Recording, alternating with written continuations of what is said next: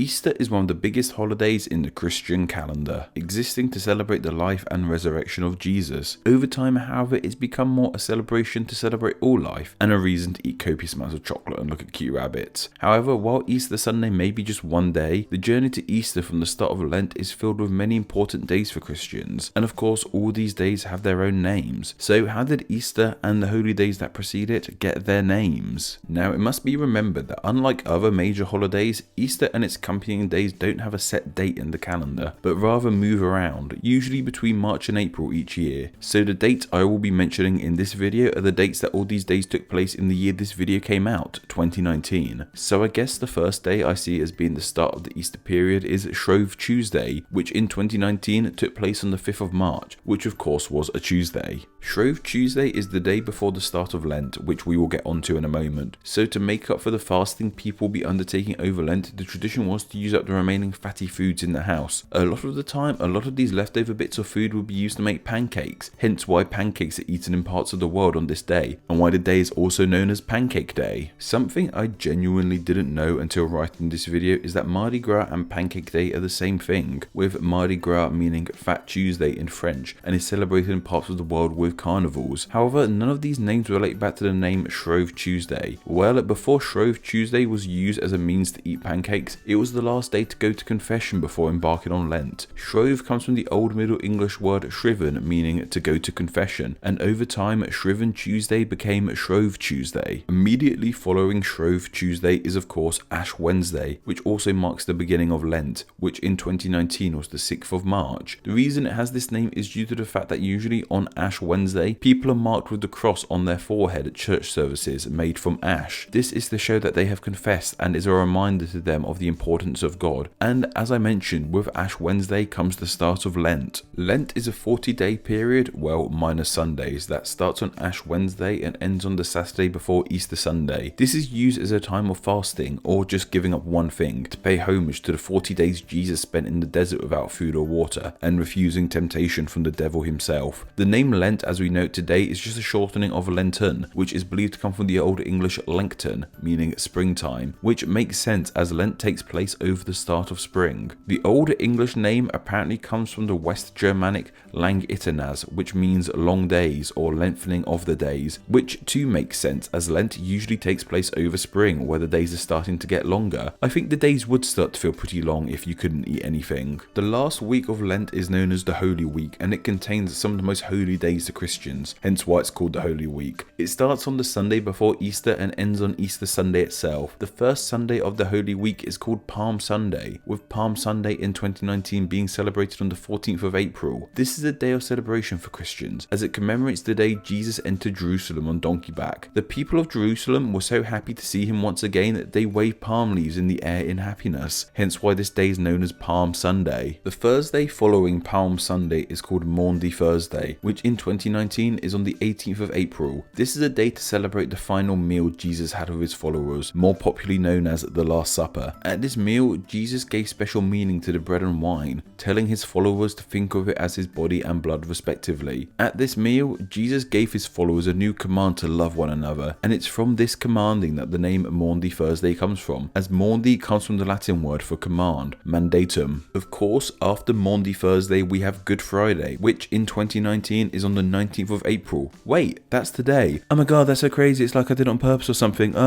This day is to celebrate the day Jesus was crucified and died. It's safe to say that dying really isn't a good thing. So I have never really understood as to why this day was called Good Friday. Was it named by the Romans as to them they saw Jesus dying as a good thing? Well, no. The good in Good Friday comes from Old English when good meant holy. So really this should be Holy Friday, but this Old English quirk has remained throughout the years. Now, between Good Friday and Easter Sunday, we have a Saturday. No one really seems to talk about this Saturday too much. I don't think it has any specific name other than Easter Eve or Holy Saturday. It represents the one whole day Jesus was dead for, and when I was younger, I used to call it Still Dead Saturday, as you know, Jesus was still dead. Finally, we reach Easter Sunday, which in 2019 will be the 21st of April. This is the big one, the day Christians celebrate Jesus coming back to life, and of course where we eat huge amounts of chocolate eggs. The name Easter is actually thought to not even come from Christianity, but rather paganism. We have writings on a pagan goddess called Ystri, who represented spring and birth. The springtime and birth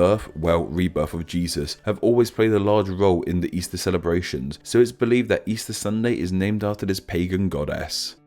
Thank you to all my patrons who support Name Explain on a monthly basis. Name Explain depends on small monthly donations from fans like you to help keep the channel running. Just the small amount of $2 a month helps out in a huge way, grants you patron exclusive Name Explain extras, and gets your name here with all these awesome people. Thank you.